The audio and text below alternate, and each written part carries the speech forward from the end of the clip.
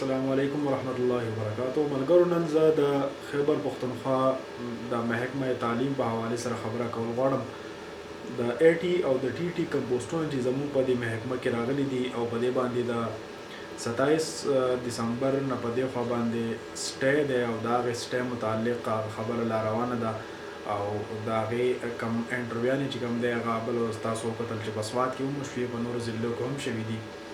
بعضې ملګري دا خبره کوي چې یاره دا کم سټې چې دی یا د پروفیشنل ډګرۍ دا مسله چې کومه ده نو په دې کې شهادت العالمیه هم چې کوم دی شامله ده او دې چې کوم دا سټې راغستی ده نو په دې باندې هم دی. هم د دې وجې نه په بعض ځایونو کې د په دې اکاډمیک کې شهادت العالمیه چې کوم دی هغه هم دی اکسپټ کوي. لکه په چترال کې هم دا مسله راغلې ده، بعضې کسان وایي چې په شانګله کې هم دا مسله راغلې ده.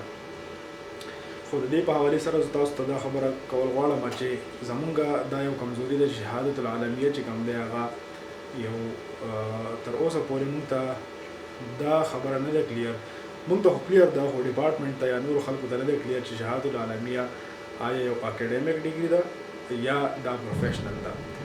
زه بالکل واضحه کول غواړم چې شهادت العالمیه چې د اکاډمیک ډګري ده دا پروفیشنل نه ده. 14 کاله 12 کاله 8 کاله یو سړی په مدرسه کې سبق وایي نو دا یو داسې په پروفیشنل ډګرۍ کې او په اکاډمیک کې لږ فرق کول غواړي چې پروفیشنل څه ته وایي، اکاډمیک څه ته وایي. اکاډمیک دا وایي چې ته باقاعده یو د یو سټینډرډ د ادارې د لاندې ته چې کوم دی په یو پروسس کې د یو بورډ نه ته یو تعلیم حاصل کوي.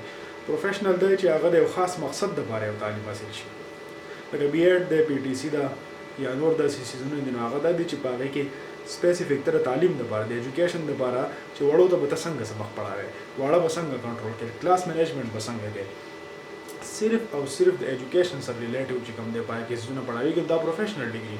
اکاډمیک دی چې په هغې کې اوورال ډېر څیزونه لکه زمونږ د مدارسو چې کوم نظام دی په هغې کې فقه ده، اصول فقه، فلکیات، حدیث، تفسیر او ورسره معاشیات وغیره نور داسې څیزونه موجود دي. نو دا اکاډمیک زمونږ اکاډمیک دی دا، یعنی 8 کاله چې موږ کوم درجات وایو کوم سبق وایو. پروفیشنل دغه دا لکه بي ایډ ایم ایډ وغیره چې سړی کوي هغه یو خاص مقصد دپاره ویلی کېږي. نو دا بالکل کلیر کول غواړي چې زموږ دا ډګري پروفیشنل دی یا اکاډمیک ده. تر اوسه پورې دا خلک په دې کې کنفیوز دي او دې وجې نه زموږ علما کرام هم په دې باره کې څه خاص خبره نه کوي. نو موږ له پکار ده چې د خبرې د خلکو ته دا څوک چې انټرویو اخلي یا دا کم خلک چې دا سټې راغسته دغه خلک هم کنوینس کړو چې یار غلطي مه کوئ.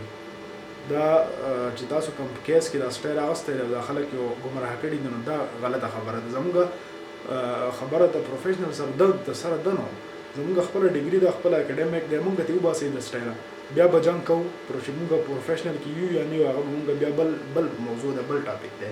خو لیکن زموږ شهادت العالمیه د ای ټي ټي ټي او د قاري کم پوسټ چې کوم دی د پروفیشنل سره تعلق نه ساتي.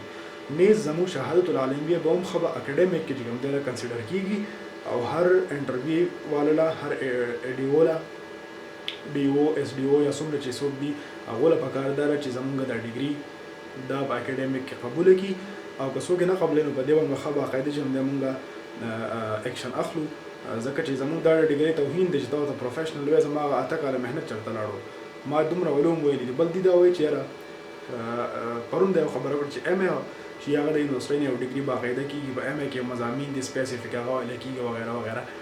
ما عکس ته دا خبره وکړه چې ته ما ته دا ووایه په ایم ای کې کم مضامین ویلی کېږي.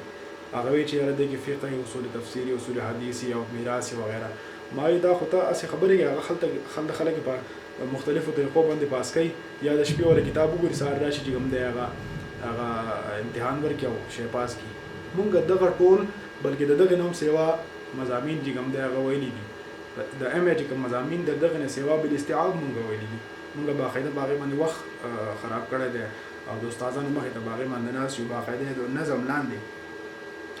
نو چې ایم ای ته ته اکاډمیک ډګري نو زما هغه شهادت العالمیه ته ولې اکاډمیک نه. بله خبره دا ده چې ایچ ای سی په دې باندې خپل انسټرکشنز ورکړي دي، معادله سرټیفیکیټ یې موږ له راکړی دی، ایکویلنسي، چې په هغې کې دا واضح خبره ده چې دا شهادت العالمیه د ایم ای عربي او ایم ای اسلامیات ایکول ده، د هغې برابر ده. په دې باندې د کالجز او یونیورسټیز وغیره ته د پوسټ لپاره هم اپلای کولی شي، د سیم یعنې عربي یا اسلامیات پوسټ لپاره، او د هغې نه علاوه دی په دې باندې هایر ایجوکیشن هم حاصلولی شي.